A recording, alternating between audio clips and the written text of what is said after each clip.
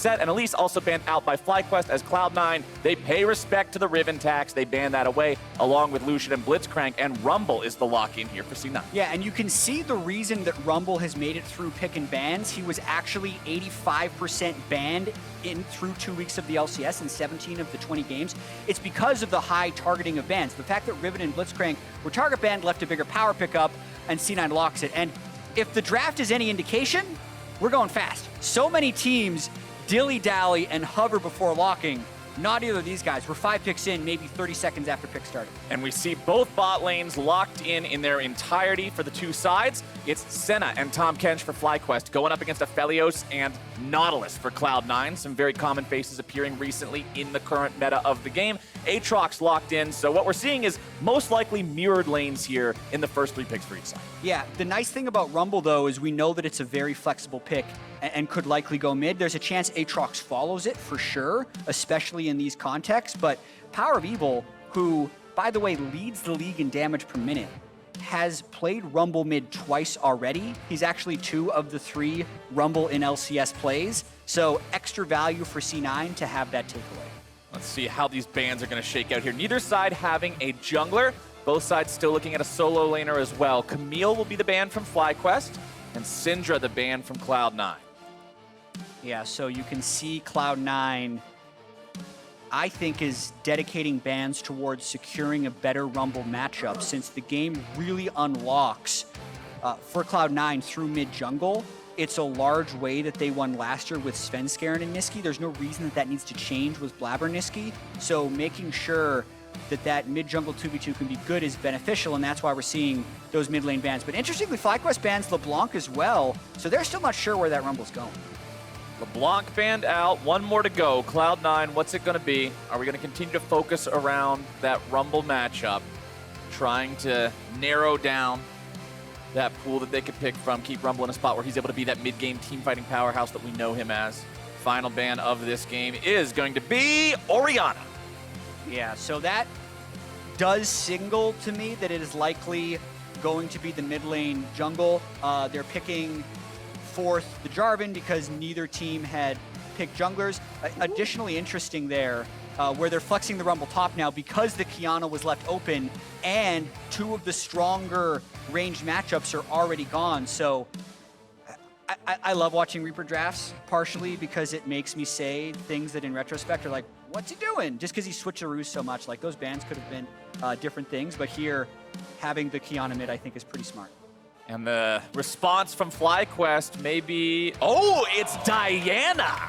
So we'll get to see that go up against the assassin in the Qiyana. Diana, very potent against opponents that have to get up in her face. The shield, very powerful at dueling. Yeah, we saw this matchup a couple of times already, actually. I'm not sure if it was in LEC or in LCS, but it is one of the better melee matchups into Qiyana. Extremely volatile, and I like how both teams have mixed damage profiles between jungle mid, so it's not like you can do an easy Mercury Treads or Ninja Tabi buy to avoid it. So it's going to be a very explosive mid-jungle matchup. And one thing to remember about Diana, for those of you who might not have been fully up to date on the changes, the champion was recently reworked to swap the old R with the old E. Yep. So she does not have any gank assist potential pre-level 6. The ultimate still has the vacuum on it. It pulls you in, it slows you, it does a ton of AoE damage. However, since the dash is now on E, CC's not quite there. The exchange of flowers on their way off the stage from the coaches. Very nice to see. And this, as we said at the very beginning, FlyQuest has the opportunity to be the first team to beat these guys. Yeah. Cloud9 is the only team in the LCS that has managed to escape the first 2 weeks of play without a single loss. And statistically, after watching Dignitas lose to TSM, if FlyQuest wins this game, they're actually in first. Because they both be 4-1, but they don't have a head-to-head tiebreaker against Cloud9. And for FlyQuest fans, that is exciting, man. Yeah. This is FlyQuest. This is a team that a lot of people rank at the middle of the pack, and they are challenging for the top. That guy says he's here to watch FlyQuest plant some trees.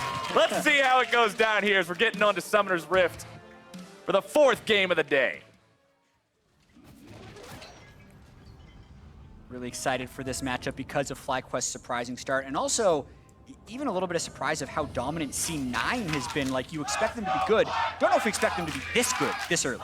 And as as the crowd starts the chants and as the champions make their way out onto the Rift.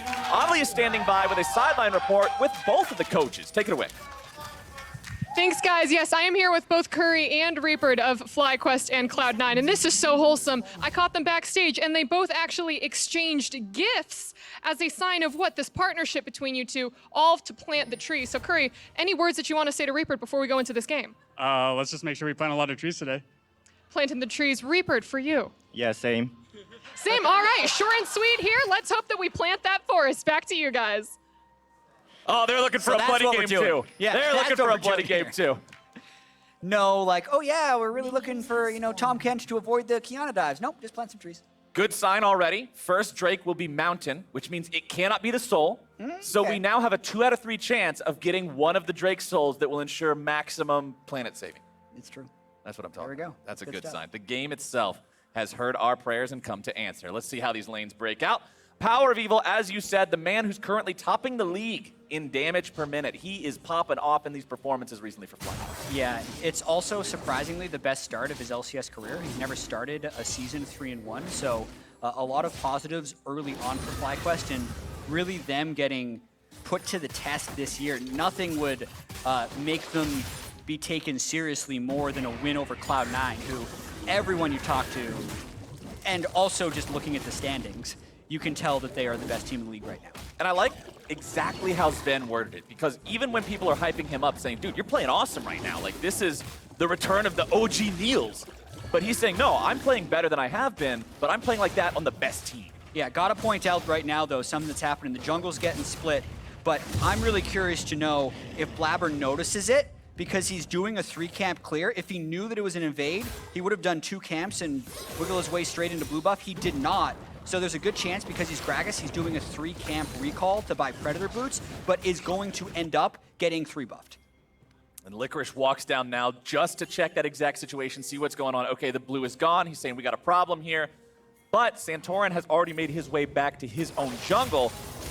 Blabber walking towards bottom side, but as you said, no Predator boots available here. You have to wait for that first back to be able to buy them. You don't have a keystone effectively until that point, and that means Santorin is able to go over to his own blue, 3-buff complete.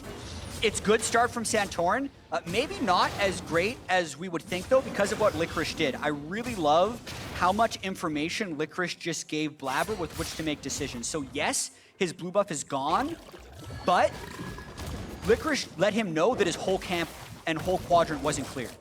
Wolves were still up, Gromp was still up, he can still take Scuttle, so he'll hit level 4 after doing this Scuttle and Gromp just fine, and not actually be that far behind on the play. And the 2-for-1 that Licorice actually accomplished there is in case Santorin was going for a cheesy gank, since he just shoved the wave into the turret, he wasn't going to die in a 2v1. At worst, it would have been a 1-for-1, so really good play from Licorice there.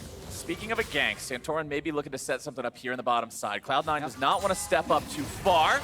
Santorin goes in, looks to find the knockup, not going to grab a lot. Vulcan and Sven doing a good job playing correctly against this move from FlyQuest, and they honestly walk away barely worse for wear. Yeah, that was excellent by Vulcan to actually cue the Jarvan EQ. It prevented the knockup onto either of them, and now Blabber's going for it. Oh, Viper underneath the turret. Gonna have to try to outplay here. Woo! Licorice taken down below 100 HP, but it's still gonna be a 3v1. TP coming in, warding Cloud9 away, trying to say, don't you dare dive this, man.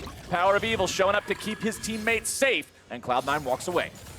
They go for the dive, though. That's the type of early action that we've seen out of both C9 and FlyQuest. A lot of teams have actually just kind of accepted that the lanes aren't going to have action until 8 minutes, and then they swap up. Not these two. Santorin has been one of the most active early game junglers. You saw his early attempt bot, and you already see an attempted dive there by C9.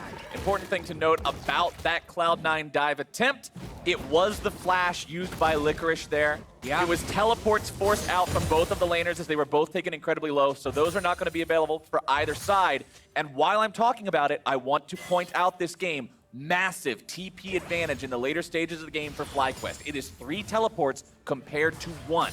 There are no additional teleports or summoner spellbooks or anything besides what Licorice has on the Rumble.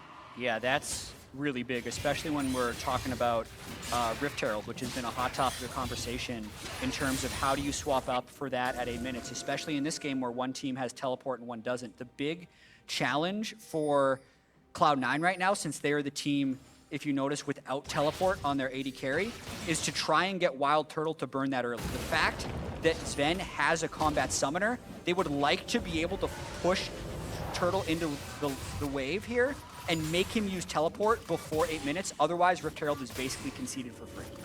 Keep your eyes on that as we go through the next 2 minutes of the game, working towards that 8-minute mark. 5.5 minutes in, first Drake has spawned. You can see nobody heading towards him yet, but there is control ward vision down in the pit from Blabber. Sometimes teams like to go for these nice and early, but doesn't seem to be the play here from either side in this matchup. Santorin on the bottom side of his jungle, still prowling around over there. No kills yet on the board from either team. Mobility boots, the rush here coming out from Niski on the Kiana. Sometimes we see Kianas go for an early Tiamat instead if they want to get extra wave push potential, but he just wants to make sure he's able to rotate around to these fights. Yeah, he may not have TP, but he's got really fast feet with that mobility boots. But it's best tricky. Like, unless Blabber gives him river control, he can't leave that lane because Power of Evil will out-trade him. Here comes Blabber, though. Cloud9, control over the river, control over the scuttle. That one's secured, makes it so FlyQuest doesn't have any opportunity to really try to sneak any sort of a Drake should they get the chance, but when the mid lane is not in their favor, when the bottom lane is shoved up underneath the turret, kind of hard to go for one of those kinds of plays anyway. See if Ignar and Santorin can make anything happen here. Viper in trouble though. Licorice finding a very good trade. 100% HP left on the Rumble. Viper down to about a third. Really interesting moment in the game right here. With both top laners having no TP, and a level 6 fight against a Kiana is always incredibly risky. Also notice the way that the bottom lane is consistently getting pushed up, and how now Vulcan has control of the river. So whoever has most control of the river is most likely to be able to do Drake, but unless they have enough of a window, they're not going to be able to invest that time. Sven and Vulcan will continue keeping control of this bottom side, shove those waves up, make Turtle and Ignar farm underneath the turret, put the pressure on nice and early. You can see a very slight CS advantage for Sven, but that's going to be evened up as Turtle farms up these last couple of minions. Jungler's not quite level 6. Remember, both these guys really explode in their gank potential once they've got the ulti. I just saw the C9 ping, so look at this. Wild Turtle did use teleport to go back to lane, and the wave in bot is actually pushed up right now. So after this wave hits, we're going to see these people recall, and we're going to see them run straight out towards that Rift Trail. That's what I think the play is here. Watch the Cloud9 members. Is Jat correct? Does he have the inside knowledge? Ladies and gentlemen, yes. It's not inside knowledge. Every team is doing this. I'm going to pretend like, let me talk you up, damn it. We need to pretend like this is secret information. Yeah, it's in the code. Yes, I need some 5 heads in the chat for what you've clearly deciphered here. Yeah. This is the Da Vinci Code, and you are just deciphering the entire thing as Cloud9 head towards the Herald. All right, well, in the code, you can see C9 has first setup, but the question is, since they've started it, can they burn it down fast enough? Probably, because Wild Turtle, as we know, Senna is very slow at clearing waves of turret, but Santorin's going to be coming in here. It's just almost impossible to fight a Rumble, Kiana, and River. Turtle does have the Dawning Shadow ready to fire. We know Senna ulti can have a pretty big impact in fights like these. Santorin's over the wall, but he goes over with the Blast Cone, so the EQ gets him right back to safety. It is Cloud9 picking up the Rift Herald, no contest. Yeah, and you could see FlyQuest was actually matching it anyway rather than getting pressure elsewhere, so this could be a disaster for FlyQuest. Oh, nicely done by Blabber there, using the body slam and the flash, followed up immediately by the ult. It puts Viper in a spot where he's not getting out. They want to give it away to Sven, and there you go, one shot in the back, first blood. Perfect execution of post-Rift Herald by C9. Viper had to respect that because it's not just about acquiring the Herald, it's about finding a good way to drop it. You don't want to drop a Rift Herald in a lane alone because it'll give you 2.5 plates. You want to drop it in a lane where you've already killed 2.5 plates so it can secure the first turret. And notice how C9, well, I'll show it after. They're going to recall after this to get pressure, but we're just going to watch this gank one more time. Blabber just flashing. Viper didn't get the early flash, and at that point, he's just completely dead. You gotta love the teamwork there just to make sure, hey, give the last hit to the guy who needs it. Sven's got the extra range with the Calibrum sniper rifle, takes him up to 550 to 650. Very easy to get that last shot there with the Ignite, giving the vision into the brush.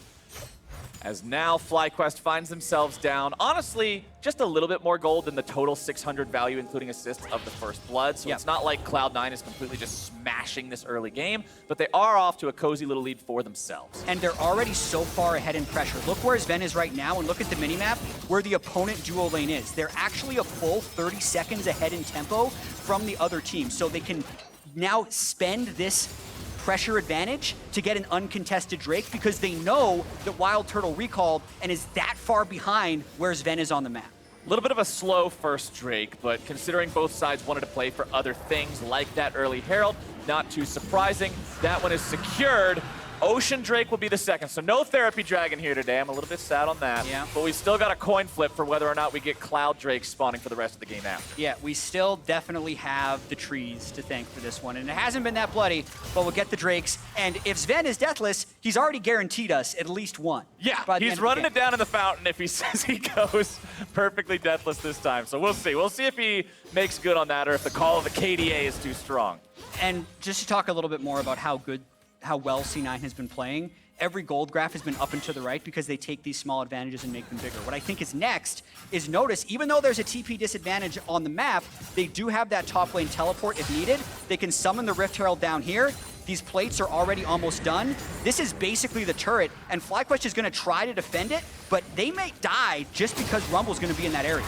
Oh, baby, here comes your dive. They're looking to take down Wild Turtle. Stasis going to be keeping him alive. Shelly underneath the turret. Ignar takes a bite, keeps his AD carry alive, but the turret itself will quickly fall. A little bit more damage will take that one down. And the play is, as you say, Cloud9. They use the Herald properly, and they're going to grab first turret. They're a pleasure to watch right now. Like, I really like seeing like what a team has identified as an optimal strategy and them to just go through it perfectly in these games. Even Blabber covering Niski on his way back to mid. The fact that Licorice had actually moved mid lane in case of a river fight and now holds his teleport until the next big fight can happen. And now that gold lead has ballooned up to over just about 2,000 gold because you had everybody down there. You got all that extra plate money. First turret bonus as well. Viper's escape route going to be cut off. Licorice dropping the equalizer in a way that makes Viper not able to immediately run back to the lane and to the safety of the turret. But because they don't have allies close enough, Cloud9 can't make a play off of it. Yeah, Blabber's threatening for sure. Has ultimate if he gets the slow. Yep, Here comes Niski, chain CC. Mid-jungle synergy. PoE thought he was safe because he had his Jarvan in the river a second ago. There was no safety there. A supreme display of talent and crowd control makes it very easy to pick off an isolated opponent. When those two just weave those abilities together, lock them down, blow them up. Whew. Okay, I've talked a lot about what C9 has done. All right, let's talk about what FlyQuest has to do to keep themselves from bleeding out this game after we check the replay. Yeah, I'm going to need a minute to think about this one because this was just, he has flash, but he doesn't want to use it, and Niski never gives him a moment. Notice how he walked over a control ward, flash EQ to guarantee the route, and then chained with the rest of the CC. It's like there was no time for PoE to react. What FlyQuest needs to do is neutralize the map as much as possible. They have pretty good lane setup right now. They've managed to push the top lane into turret, and the bottom lane is on C9's side. So that should give them a small window of time to get a little bit of control in this river with vision. So, like, just to hope they could get a pick before C9 fights them. Here could be that potential pick. Vulcan flashing over the wall to stay alive. Santorin and Ignar cannot follow up and go for the kill there, so Vulcan with a good use of Summoner Spell to stay safe and get himself out of the FlyQuest clutches. That was really good, though. You got to see how the side waves were pushed, so it gave them time to go into the river and make a play. And with the Senna mid lane, notice how they're contesting the wave. It's punishable if C9 can get a flank, but this is how he kind of needs to play Senna. Oh, Vulcan tried to go for the hook there, wasn't able to get it, got stopped by the minion. Blabber looking to make some kind of a play here, but doesn't want to go too deep. Here comes Santorin coming in from behind. Blabber's down to half HP. The Vulcan's Senna gonna root found its way out of Vulcan, and there comes the Cataclysm. Santorin's gonna get 2 stopwatches, but Sven brings in the firepower. Ignar's gonna be roasted alive, and the Stasis will barely keep him in there. The Equalizer's brought down, and that is fried catfish, baby. Cloud9 is going to town in this team fight. Wild Turtle, he even has to flash away, but it is too damn little, too damn late. Well, congratulations on C9 for moving to 5-0 in the LCS. It's been fun. There's still lots of games to play, but you can see how daunting it is to play these guys because, like, logically, that was a pretty good place for FlyQuest to be. But not only do you have to have the right macro, you have to be able to out-skirmish them. And the stopwatch usage here is what defined the fight for C9. The double stopwatch as the teleport is channeling, and as Sven is weaving his ultimate through, which buys enough time for Licorice to get there, and then layering the equalizer on top of the enemy stopwatch to punish. At this point, the fight's already won, and FlyQuest is trying to salvage. That was their mistake. Beautiful Kiana ultimate coming in right at the end to secure the 4th kill of the skirmish. FlyQuest unable to cut those losses. They lose so much. They're down 4,500 gold. 15 minutes into this game. Second Drake is alive. FlyQuest could be caught out of position. Vulcan goes in, but because Sven wasn't immediately there for the follow-up, Cloud9 does not want to overcommit. And I really like seeing this tempered aggression from this team. Yeah. Even though they're 4,000 gold ahead, they are not willing to walk into some sort of a play that could be less than optimal. They don't want to risk it. And they don't have Rumble Ultimate, or they did not have Rumble Ultimate during that first initial trade of spells. So now that they do, you can see them moving up to get full control of this second dragon. Cloud9 zoning their opponents away. Vulcan hanging out in the brush. There you go. He's able to find the dredge line onto the first target. Santorin going into the stasis. These stopwatches are just being smashed this game. Niski caught out off to the right, and he is blown up. Pretty important pick there coming out from the side of FlyQuest. Power of Evil looking to go forward even further. Ocean Drake taken very low, secured by Licorice. Blabber out over the wall. FlyQuest and Power of Evil won't be able to find anything else. Damn you, Infernal Dragon. This was not your game. The 1 in 3 chance. Flowers. Even the crowd disapproves. Yeah. Tying charity work to RNG is a dangerous move. It's very risky. It's very risky. That poor Infernal Dragon's gonna have a nightmare recovering from the bad PR of this. Yeah. He used to be everybody's favorite, but now the mighty have fallen. Yeah, first he gets nerfed, right? It was like 10% for one of them last year. Now it's 4% AD and AP. Now this. What's next? Just get off social media for a while, Infernal Dragon. You'll be fine. Let's see what Licorice is able to do down here in the bottom side, though, as Cloud9 still command a very comfortable lead here in this game. Just shy of 4,000 gold. 2-0 on the Drake count, 1-0 on turrets, 6-1 on kills. Every metric this game can be measured by C9's ahead. Yeah, and how are they going to close this out? Also coming up, we're going to have Meteos 100 Thieves Jungler, who's coming off a big victory today. Also, help breaking down this game. Got to hear his thoughts on Blabber v Santorin. I mean, Blabber continuing now his all-time best win rate of LCS players. Only getting better this season as they stay undefeated, but really adding a lot to his young career already. And especially in the wake of following up a guy who was voted MVP in the previous split, where they took Team Liquid to 5 games in the grand final of summer in 2019. Cloud9 saying, no, we got faith in Blabber. The kid is ready to become the man, and he is stepping up, playing some good League of Legends here so far in 2020. 2-0-4, and he's the one dropping the Rift Herald there, making sure that turret falls in the mid lane, further extending the Cloud9 gold lead. This team is scary. Good Herald usage will open up more of their ability to roam. It also prevents Wild Turtle and Ignar, the Senna Tahm Kench, from pushing up midway, because now they have more flanks to respect. And also, fun fact, that's now 8 Heralds in 5 games secured by C9, right? A lot of times, 2 Heralds don't go down in a whole game. C9 has gotten 80% of all possible Heralds so far this year. Yeah, that's pretty extreme. One thing I also want to point out here, I think an important itemization breakpoint that needs to be noticed. Vulcan's Stoneplate on this Nautilus is completed. Stoneplate Rush on tank supports is the new age meta. It lets you just go in there, be a massive target, a huge DPS sponge for your team. If you look across the board, Ignar does not have the same item completed yet. He has components. There's a Chain Vest, there's a Magic Mantle. But if either of these supports get caught out, it's very easy for Vulcan to survive. For Ignar, I'm not singing the same song. And I think additively, looking at the damage profile of both teams will make Vulcan even tankier by comparison. Senna teams usually need something with high sustained DPS because Stoneplate supports exist. So Aphelios has that to cut through Tahm Kench.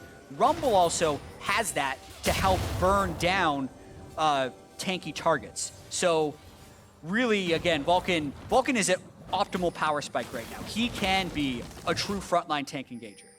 Cloud9 have 1 tier 1 turret left to take down this game. That top lane FlyQuest turret still standing there, about 2/3 HP. See if they want to commit to this. They don't feel particularly compelled to do a crazy play for it, but if it's still standing, you might as well knock it down. Bottom side, you can see the top laners have rotated to the other end of the map. They both have TP, so if the fight breaks out, they could very easily join.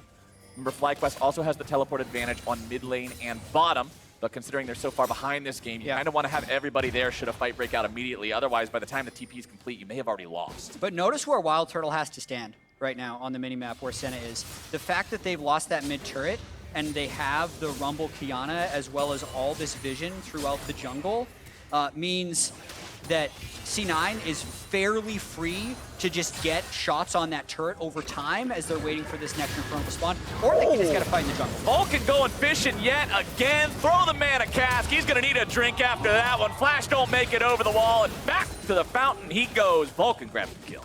Beautifully done. They can continue chipping away on this top turret. They could force Baron if they're feeling really spicy, or they could take the more conservative play and just get the Infernal Drake in 30 seconds to put them one away from Soul Point. Santorin in the brush.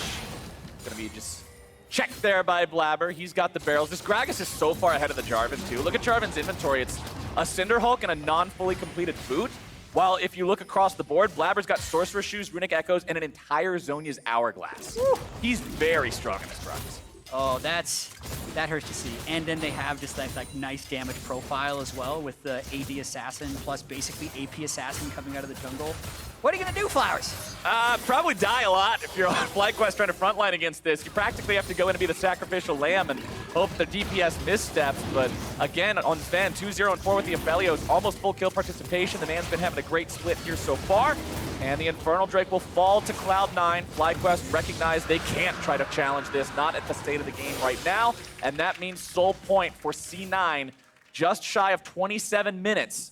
That fourth Drake will spawn, and FlyQuest will have to make a decision on whether or not the Soul is worth fighting for. Yeah, they generally need to try and make as many plays on sides as possible around PoE. Oh! PoE using the stasis, trying to make an outplay here. Ignar and Santorin show up to help, but Niski buys enough time, makes it so they can't make any sort of a move against him. He does expend both summoners. Yeah, gets the stopwatch out of PoE though, so not bad all things considered. Like, I think depending on C9's risk tolerance right now, it's totally a good play to just wait the 4 minutes and 20 seconds and then fight at Infernal. If we look at how like FlyQuest's composition could have worked, it's if they didn't get so blasted by the original Rift Herald play, which then snowballed around the map, because you can see like Diana is a good side lane matchup against the Kiana, and Aatrox is also a good side lane matchup against Rumble. The 1-3-1 totally could have worked. It's just the fact that C9 has out-executed so far. So right now, I do think we're gonna chill for about 4 minutes and then get that next Infernal Drake. Just completed on his last back, Licorice was able to pick up Morellonomicon. Full item means he's able to reduce the healing of Viper in the ultimate form. Also going to shut down some of that Senna healing throughout the team fight. So any sort of the sustain that you would see from the team fight of FlyQuest is going to be further reduced, meaning life just gets harder for nature's favorite team. Cloud9 setting up shop in the jungle here now, laying down some of the vision. With all those tier 1s gone, it means you feel safer to push up, get that vision line down, make your opponent's map darker, make them more afraid to step up. They are threatening a lot of Baron side vision control 3 minutes before the Infernal Drake goes up. You can only put so much vision down on the map. Like if they do want to secure Infernal vision in 3 minutes, they're actually going to lose their Baron vision. But I can't fault them too much. Like it's something to do while they wait for Infernal to come up. Viper grabbing that bottom lane tier 1 turret. 24 minutes into the game, FlyQuest claims their first turret. And it's the bottom lane tier 1, not the most useful thing.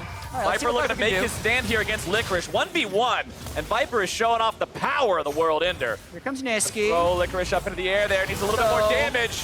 The cavalry has arrived, and Viper cannot complete his task in time. Niski picks up the kill. Viper did his best. That's just wasn't good. About all he could do. You're not running away from the Electro Harpoons, so stand and fight. Die with your boots on. Definitely a little bit baited by the fight from Licorice. Still actually creating pretty good sideway pressure, right? Like they were able to get 2 of these turrets down. The gold's a little bit frozen. They're coming back a little bit. Respect the effort for sure. That effort is not showing the results they want. 2 minutes until that final Drake Soul is there. 2 fully completed lethality items on Niski's Kiana. Fighting around the river, so dangerous when the Supreme display of talent is ready to go. You can see the stopwatch ready on Licorice's Rumble, which has been contributing a lot of damage to the fights here so far. 2 crit items plus another cloak puts Sven Aphelios at 70% total critical strike chance. The DPS is going to be massive in the upcoming fight. Yeah, Sven is absolutely terrifying if they can get any type of CC layering. No active stopwatches left on FlyQuest actually, so whatever Vulcan presses R on, Licorice can also press R on with Rumble, and that target is just probably dead. The Stone Plate is complete on Ignar's Tahm Kench. True. So we do have that. There is a defensive item there. This is interesting. They're actually going for the Baron right now, so they could have waited another minute, but they don't want the split push to get too powered up. They want to do something now. Remember, Santorin does have the opportunity to make this a 50-50. Does FlyQuest make their stand? Baron is going to be dropped off. Power of Evil, Santorin into the pit. Baron is going to be taken very low. Licorice, the man who secures it. Power of Evil going to be melted away. Santorin already down now as well. Licorice grabbing the killing spree. Niski on the side, looking to cut off the escape route. FlyQuest have already lost 2. It's a 2 for 0. Niski's got the supreme display of talent. Ignar going to be burned away next. The projectiles are flying. FlyQuest is dying. That is a clean play coming out from Cloud9. Whew, they get the Baron, they'll get the Infernal in 30 seconds, but Flowers, that looks stealable. I'm just saying. It was at 180 HP for a real long time. That was popping around. I thought for sure C9 would go for some type of fight, but that is one way. You have the fastest average game time in the league. You got to take risks occasionally. I would have liked to see him take it for. Let's watch this one more time. They do have Aphelios sentries set up, and PoE jumps in with Santorin to burst. So I actually love this. C9 likely just wanted to stop damage at 2K, but FlyQuest went to force it down from 2K. In doing so, though, they use all of their Diana engage, which completely exposes them for the ensuing team fight that Niski is able to get some lockdown on before Sven runs through for more kills. And Cloud9, now they've got an 11-1 lead, and they've got a fight on their hands. The flank. Tahm Kench goes in behind. Can FlyQuest do anything with this? I don't think so. Power of Evil's already out of there. Ignar taken very low. They're going to get 1 in retaliation. Turtle's burning away. Sven follows up on it. Santorin's just trying to hobble out. That is a 4 for 1. Cloud9 did lose their jungler, but is there any possible way they lose the Drake? No, sir. That is Infernal Soul for C9. I'm just saying, it's pretty incredible that Sven is just adding to that miraculous KDA. It was 51 before this game. It's 64. Math. It's one of those numbers that's higher than it was before. It's got to be approaching. Yes, of course. It has to be approaching an LCS record. It's actually, like, it is touching what he is doing, but, like, the history nerd in me says, Sven, you could go for 100. What was Chovy's record in the LCK when it was crazy? It was over 100. It was getting close to that, yeah. It was about 100. So Sven's still got a little bit more work to go towards that. But damn it, the man isn't playing some fine League of Legends here in Season 10.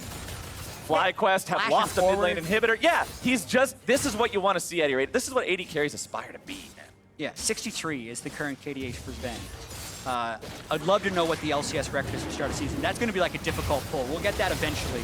Watching this fight, you see Blabber separate Wild Turtle on the bottom right of that screen as FlyQuest was trying to flank. So like the Ignar PoE flank was an okay idea, but it just couldn't be followed up by the rest of the team. And then the equalizer after it all funneled in was just adding insult to injury. It's over. Right down on 3 members, just completely claims the team fight for Cloud9, plants a flag in it. And now, let's see how they're going to end this game. It should be swift, and it should be, just really not that great for FlyQuest. He's got Zhonya's as well. Just turns this around, 1v2. You're not trapped in here with, I'm not trapped in here, I messed it up, whatever. They're still gonna be forced away as FlyQuest is on the back foot permanently. Cloud9 pushing that top lane up. Infernal Soul Rumble is one of the goofiest things you can see. PoE actually achieved this in his mid-Rumble game when he had one of the highest DPS games of the year for him. You saw it right there too, just like, it's completely absurd how much damage you can do. I think they end on this push. Let's see if Sven runs it down. One last chance, FlyQuest. It's gonna take some kind of a miracle here. Let's see them make their stand. Cloud9 going for the end of the game. There comes your root! The Moonlight Vigil sends them back into the fountain. This Next is tricky. turret number 1. It's gone. Nexus turret number 2. That's the target. Vulcan on the front line. Stoneplate ready to go. There comes your follow-up engage. In from Blabber. Stasis also coming out to dodge away from the Dawning Shadow. Nexus at FlyQuest is still on the line. FlyQuest trying to do not gonna make anything, but there's nothing they can do. Sven and the rest of Cloud9 are taking it all the way to not gonna make it. FlyQuest. He can't make it into the fountain. 7-0-7. Cloud9, they got themselves another win. Huh.